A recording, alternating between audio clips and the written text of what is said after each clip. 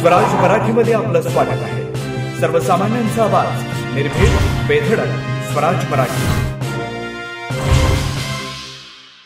शहाजी जे आहेत ते असं बाबासाहेबांविषयी काही बोललेच नाही विनाकारण। मला वाटतं त्यांच्या तोडून मरळून काहीतरी त्याचा वेगळा अर्थ काढून राहुल गांधी काँग्रेस हा असा प्रयत्न करत आहेत।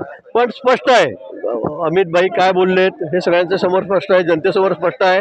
पण आता आपला जो कुठला विषय राहिलेला नाही, सगळा जनमत सगळा कौल हा महायुतीच्या बाजूने आहे आणि म्हणून एक विरोधकाचा केविलवाणा प्रयत्न चाललेला आहे आणि मग धक्काबुक्की करायची, लोटालोटी करायची। बघितला पण काल 2 आमचे खासदार गंभीर जखमी त्या ठिकाणी झाले। फक्त विषयांतर करायचं कुठेतरी असा प्रयत्न केविलवाणा प्रयत्न राहुल गांधींचा त्याच्या टीमचा त्या ठिकाणी चाललेला आहे आणि म्हणून त्याच्या निषेधार्थ आम्ही या ठिकाणी घोषणाबाजी केलेली आहे, आंदोलन करतोय।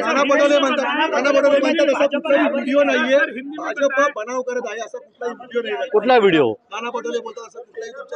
समोर 2 खासदार आमचे जखमी झालेले आहेत, त्यांना लागलेला आहे, डॉक्टरांनी सुद्धा सांगितलेलं आहे, त्यांचं स्टेटमेंट या ठिकाणी मेडिकल ऑफिसरचं आलेलं आहे आणि म्हणून या संदर्भामध्ये बनाव करतायत, खोटं बोलतायत असं कुठेही नाही। पण अतिशय उद्विग्न विरोधी पक्ष झालेला आहे आणि म्हणून काहीतरी आता कारण शोधायचं, गोंधळ घालायचा। अमित भाई जे बोलले ते सगळ्यांसमोर स्पष्ट आहे, कुठेही मान्य बाबासाहेब आंबेडकरांचा अनादर त्यांनी त्या ठिकाणी केलेला नाही, त्यांच्याविषयी वेगळं बोललं नाही। भारतीय जनता पक्षाला बाबासाहेबांविषयी किती आस्था आहे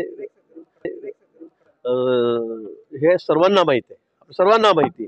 त्यामुळे असा विषय ते बोलू शकत नाही, पण मुद्दामून काहीतरी त्याच्या तोंडामध्ये असं याचा अर्थ असा होतो, त्याचा अर्थ असा होतो, वेगळा अर्थ फक्त विरोधकांनी काढलेला आहे। लोकांना कुठे त्याबद्दल आक्षेप नाही। नहीं, जो कल लोकसभा में जो घटना घटी है, जहां राहुल गांधी जो वहां पे दादागिरी कर रहे हैं, अपनी मनमानी कर रहे हैं, उसके खिलाफ हमने यहाँ पे आंदोलन किया है।